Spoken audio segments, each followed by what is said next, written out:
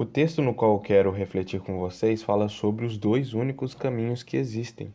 Esse texto se encontra no maior livro da Bíblia, o livro de Salmos. Esse livro é um conjunto de vários cânticos de vários autores diferentes. E tem esse capítulo que me chamou muita atenção, Salmos capítulo 1. E uma curiosidade, vocês sabiam que o maior capítulo e o menor capítulo da Bíblia estão no livro de Salmos? O 119 é o maior e o 117 é o menor. Bom, mas vamos ao texto. Salmos capítulo 1, versículo 1. Bem-aventurado aquele que não anda segundo o conselho dos ímpios, não se detém no caminho dos pecadores, nem se assenta na companhia dos zombadores. Ao contrário, a sua satisfação está na lei do Senhor, e na sua lei medita dia e noite. É como árvore plantada junto a ribeiros, dá fruto no tempo certo e as suas folhas não murcham. Tudo o que ele faz prospera. Não é o caso dos ímpios, são como palha que o vento leva. Por isso, os ímpios não resistirão no julgamento, nem os pecadores na comunidade dos justos, porque o Senhor conhece o caminho dos justos, mas o caminho dos ímpios leva à destruição. Então vamos lá. O capítulo começa falando de bem-aventurado, né? Bem-aventurado é aquele que não anda segundo o conselho dos ímpios. Mas o que significa bem-aventurado? Nesse contexto, bem-aventurado não se trata apenas da pessoa ser feliz. Na Bíblia, o bem-aventurado é aquele que desfruta do favor e da graça de Deus. A versão King James, em inglês, da Bíblia, traz a palavra blessed, que significa, né, traduzindo, abençoado. Então, abençoado aquele que não anda segundo o conselho dos ímpios. Mas como assim não andar segundo o conselho dos ímpios? Aí vocês me dizem, essa é fácil, é não ouvir o conselho dos ímpios. Aí eu respondo, né? É isso mesmo, legal, vocês estão certos. Porém, quem é o ímpio? O ímpio é a pessoa cruel, sem piedade, não se detém no caminho dos pecadores. O que é se deter? É andar junto, no sentido de imitar a conduta, seguir o exemplo. Então, abençoado aquele que não anda como um pecador. Igor, mas nós todos somos pecadores. Sim, verdade, você está certo. Porém, o pecador é aquele que vive no pecado. É aquela pessoa que vira e mexe, peca e não se importa nem um pouco com isso. E o verso ainda diz mais: nem se assenta na companhia dos zombadores. O se assentar aqui, nesse sentido, é de ter comunhão, é estar ali na rodinha no meio dessas pessoas zombadoras, que em outras versões o termo usado é escarnecedores. Essas pessoas são chamadas assim porque elas não têm respeito, elas zombam, desprezam, ridicularizam as coisas de Deus. Tipo assim, essas pessoas fazem tudo aquilo que Deus diz para não fazer. Então vamos lá, recapitulando. O ímpio é aquele que não tem piedade. O pecador é aquele que peca e para ele tá de boa. E o zombador é aquele que debocha da palavra de Deus. Agora, para ser bem-aventurado, ou como nós vemos, para ser abençoado, não se deve seguir o conselho do ímpio, não se deve fazer aquilo que o pecador faz, e não se deve conviver com um zombador. Por quê? O verso 2 logo responde: porque a satisfação, ou como na maioria das outras versões, o prazer está na lei do Senhor. Ou seja, o homem abençoado possui uma plena alegria, uma satisfação no Senhor. E só um adendo aqui, quando fala sobre a lei do Senhor, ele não quer dizer aquela lei do Antigo Testamento, a Torá, e sim a palavra de Deus como um todo. E para finalizar esse verso, medita dia e noite. A palavra traduzida pelo verbo meditar no hebraico significa dizer em voz baixa. Então quer dizer que além da pessoa ter prazer na palavra, o abençoado está constantemente pensando e falando para si mesmo a palavra de Deus. Agora, no verso 3, o salmista compara o abençoado com uma árvore plantada na margem do rio.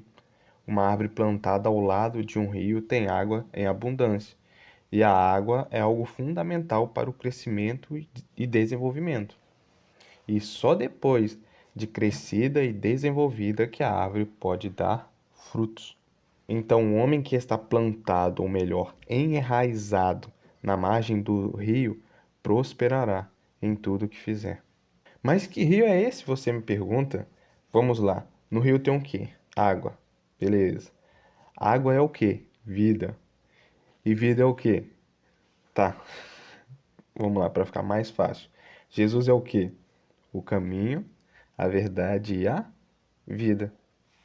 Então, esteja enraizado ao lado de Jesus e tudo o que você fizer será bem-sucedido. E no caso aqui, Jesus é esse rio, a vida.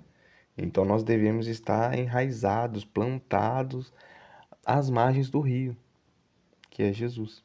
Ao contrário dos ímpios, como fala no verso 4. Então, enquanto abençoado é uma árvore que dá frutos e está enraizada à beira do rio, sendo forte, útil e de valor, o ímpio é uma palha, uma planta seca e morta, que não tem raiz, sendo frágil, inútil e sem valor. Quando vier o vento forte, a árvore até pode balançar, mas por ter suas raízes profundas na terra e por ter fortalecido da água, que é a vida, que faz com que ela cresce e desenvolva, ela não vai cair. Mas a palha, coitado, qualquer vento leva. Eu tinha falado que a palha é inútil, né? Mas ela não é não. Ela serve para uma coisa: ser queimada. Só para isso que a palha serve. Só para ser queimada. E é aí que entra o verso 5. Apenas os abençoados, que têm prazer na lei do Senhor e meditam nela dia e noite, irão resistir ao julgamento. Já os ímpios, pecadores, zombadores, tchau, obrigado. Eles vão cumprir o seu papel. Ué, mas como assim? Cumprir seu papel? Que papel? Vocês se lembram da parábola do joio e do trigo? O abençoado, no início, é o trigo, que foi recolhido e guardado.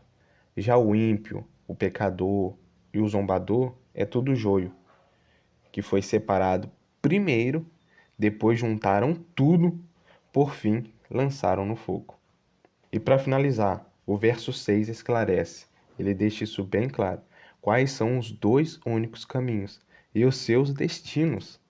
Enquanto o caminho dos justos é aprovado por Deus, o caminho dos ímpios os leva à destruição.